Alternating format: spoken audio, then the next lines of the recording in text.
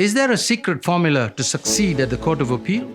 Imagine if you have to cross a minefield, one wrong step is fatal. Suppose someone who has already crossed it shows you a map of the minefield, teaching you how to navigate it safely. Would you take it? This video is a minefield map.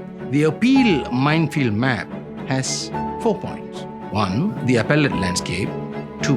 How appellate judges work. 3. The 3 questions.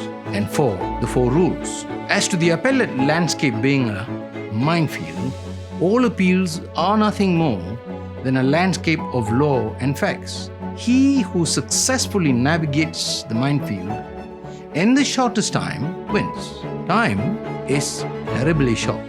Assume the minefield map in your hands will disappear in 20 minutes. Yet, do not rush into the minefield blindly. Navigate swiftly and effectively. Use time wisely. You might get extra time, but only if you make the appeal interesting to the judges. How do appellate judges work? The usual appeal court hears between 40 to 50 appeals a week. Imagine, the judges read every brief. If each side lodges 25 pages of arguments, each judge has to read 2,500 pages per week. Can you do it? I don't think I can. So hint number 1, brevity wins appeals, and that means less than 10 pages. If your submissions are unclear, the judges will have to drill right down to the notes of proceedings, and they detest it. So hint number 2, clarity and footnotes are crucial. Next, the court will ask itself 3 questions. What is the complaint? Does the complaint concern an error of law or of fact? Number 3, is the error material? Is it important? Does it cause a miscarriage of justice? So when the bench convenes to hear your appeal, it will have some idea where the merit of the appeal lies.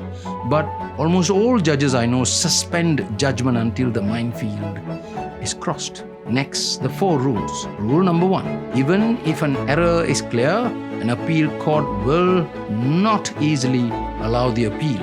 Rule number 2, something more is needed. What is that? The appeal must show 2 qualities. First, a serious error, and second, the error causes injustice. Rule number 3, the 80-20 rule. I'll deal with that later. Rule number 4, answering judicial questions. As for the second rule, go read the last section of the Evidence Act 1950. See what it says. You'd be surprised. How can you show an error of law? Now, there are 2 types of legal errors, commission and omission errors. 3 examples of commission errors are: 1, a judge falls into a commission error if he does something wrong. The first example is where the judge decides a major point, by using a legal principle that has been A, overruled, which is possible, B, severely criticized, which is probable, or C, is completely irrelevant. This is rare. The second commission error occurs where the judge applies a legal principles incorrectly. This is the most common error. The third commission error occurs where there is an internal inconsistency within the judgment. One part of the judgment doesn't agree with the other. An omission error, on the other hand, occurs if a judge fails to do something crucial. 3 examples are where: 1, a judge ignores relevant points, or he relies on irrelevant points, or where he analyzes crucial evidence incorrectly. This is everyone's complaint, and yet that complaint doesn't work 80% of the time, which now brings us to the 80-20 rule. Now, this 80-20 rule has many meanings. I'll cite 2. First, assume that 80% of the time, the minefield that you're walking on, the appeal will explode. The appeal will fail. Second, 80% of the time, to succeed, you must show a serious legal, not factual error.